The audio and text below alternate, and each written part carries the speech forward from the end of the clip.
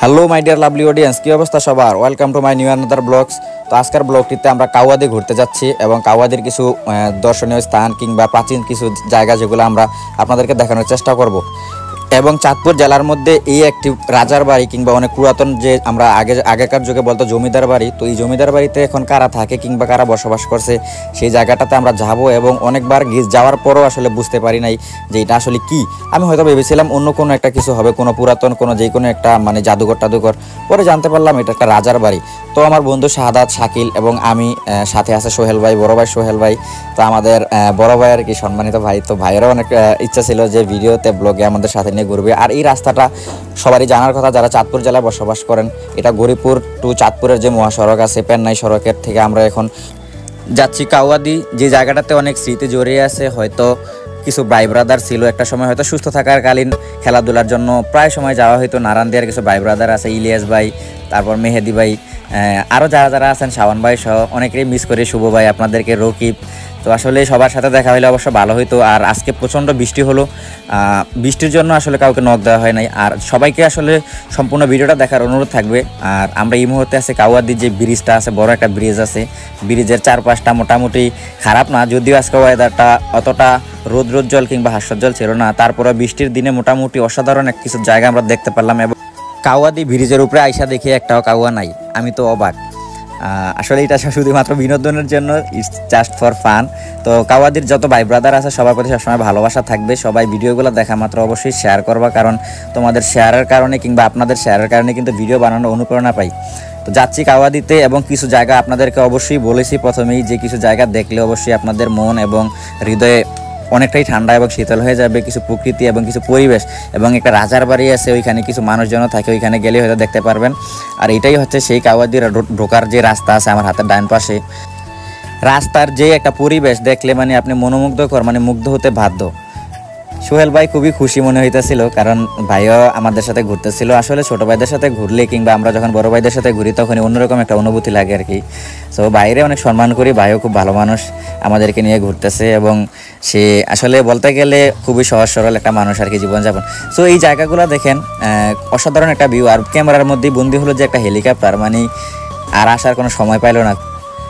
কাওয়াদিতে যারা আমার ভিডিওগুলো দেখে তাদের জন্য সবসময় মন থেকে ভালোবাসা থাকবে। ভিডিওগুলো শেয়ার করলে কিংবা যারা এখনও পেজটা ফলো দেয় না, অবশ্যই সবাইকে অনুরোধ করবো আমার এই পেজটা ফলো দিয়ে পাশে থাকার জন্য। আপনাদের প্রতি সবসময় কৃতজ্ঞ। ছোটো ভাই ছোটো বোনরা এখানে গোসল করতেছে, ওদের সময়টাই তো জীবনের সবচেয়ে সেরা সময়।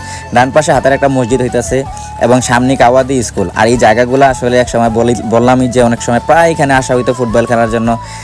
অনেক স্মৃতি আছে এই কাওয়াদি স্কুল মাঠে, হয়তো অনেকেই চিনেন।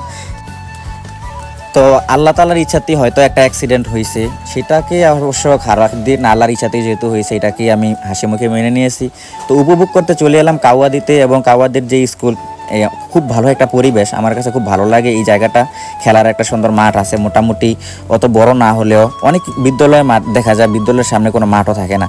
তো বৃষ্টিতে ভিজে মাঠে প্রচণ্ড পানি এবং সেই পানির উপর দিয়ে আমরা চলতেছি, ঘুরতেছি। শহীদ মিনারের কাছে গেলাম এবং উপভোগ করার চেষ্টা করলাম, ঠান্ডা একটা বাতাস ছিল। আইসা কাউরে অবশ্য পাই নাই, কোনো ভাই ব্রাদারের সাথেও দেখা হয় নাই, যদিও আজকে বৃষ্টির দিন।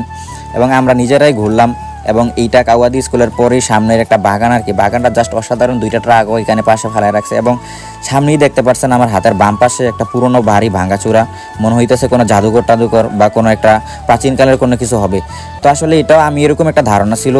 পরবর্তীতে আমি এখানে গেলাম, সামনে মোটামুটি বললাম যে দেখি এটা কী জিনিসটা। আমি হয়তো আগে ভাবতাম এখানে ফুটবল খেলার সময় ভাবতাম যে এটা মনে একটা কোনো প্রাইমারি স্কুল বা এরকম কোনো কিছু ছিল, জানলাগুলা দেখে এরকম মনে হইতো আর কি। তো কাকারে জিজ্ঞাসা করার পরে বললো যে এটা একটা জমিদার বাড়ি, অনেক আগের, ওনারাও বলতে পারবো না এই রাজা বা ওনার বাড়ি কই বা ওনার নাম কী ছিল। তো পরে বললাম এখানে আপনি থাকেন কেন বা এটা এখানে থাকে কারা? পরে বলতেছে আমরা এখানে থাকি। তো পরে খোঁজখবর নেওয়ার চেষ্টা করলাম, পরে কাকা বললো যে আমরা এখানে থাকি আর হেরা ঢাকাতে থাকে, ওনাদের বাড়ি আছে কুমিল্লাতে থাকে, তারা মাঝে মধ্যে আসে। তো ভালো লাগলো কাকার সাথে কথা বলে এবং এই বিল্ডিংটা সম্পর্কে কিছু জানতে পারলাম। অবশেষে আমরা বিল্ডিংটা বা রাজার যে বাড়িটা থেকে বেরিয়ে আসলাম। বেরিয়ে এসে একটু সামনে যাব, শাকিল এবং সাদাত ওরা গাড়িতে যাবে এবং আমি নিজে আমার যেই গাড়ি আছে BMW বা পাজারো যেটাই বলেন, এটা আমার কাছে সব কিছুই আলহামদুলিল্লাহ শুক্রিয়া, যাদের বিনিময়ে বা যাদের সহযোগিতাই বলা যায়, যাদের সাপোর্টে, যাদের কারণে এই গাড়িটার ব্যবস্থা হয়েছে। আজকে হয়তো বা আপনাদেরকেও কিছু প্রাকৃতিক দৃশ্য বা কিছু ভালো লাগার মতন কিছু তথ্যমূলক ভিডিও দিতে পারি। তো শুকরিয়া আপনাদের সবার প্রতি, এবং যারা আমার ভিডিওগুলো দেখেন তাদেরকেও অসংখ্য ধন্যবাদ। আপনারা ভিডিওগুলো দেখেন বলেই হয়তো ভিডিও বানানোর অনুপ্রেরণা পাই। সামনে একটা ছোট মসজিদ দেখতে পারতেছেন, খুবই সুন্দর মসজিদটা। বৃষ্টি যখন আসলো, এই শুধুমাত্র এই একটা ছোট ভাই, এই যে আমার পিছনে, এই শুধু ওই আমার ভিডিও দেখে বা ওর সাথেই দেখা হলো কাওয়া দিতে আইসে। আমি জানি অনেকেই দেখে। আর এই যে একটা পুকুরের যে মানে ঘাটলা বলা হয়, এখানে আমরা আমাদের গ্রামীণ পরিবেশে চাঁদপুর জেলায় বা আমাদের মতলব উপজেলাতে এটাকে ঘাটলাই বলে। তো ঘাটলাটার এখানে কিন্তু অসাধারণ একটা ভিউ। আর সাদাতের পিছনে একটা বাদাম গাছ, কাঠবাদাম গাছের কাঠবাদাম কিন্তু অনেক বড় বড় হয়, এবং এগুলা আমি আগে জানতাম না এগুলা যে কাঁচা খাওয়ানো যায়, যেটা সত্যি কথা। আমি কিছুদিন আগে বলতে প্রায় 5-7 বছর আগে হয়তো জানছি, প্রায় 14-15 বছর বোকাই ছিলাম। তো ভাই সোহেল ভাই খুব সুন্দর উপভোগ করতেছিল গাড়ি থেকে নাইমা আইসা, আর বলতেছিল এই জায়গাটা কত সুন্দর, এখানে গরম হোক কিংবা কারেন্ট থাকুক বা না থাকুক, এখানে মানুষ মানে ঠান্ডা বাতাসটা সবসময় উপভোগ করতে পারবে। তো আশা করি আজকের ভিডিওটি সবাই উপভোগ করছেন, এবং কাওয়া দিবসের জন্য সবসময় ভালোবাসা থাকবে, এবং সবাই ভিডিওগুলো শেয়ার করবেন, এবং আমাকে যারা ফলো দেন অবশ্যই ফলো দিবেন। Thank you for watching.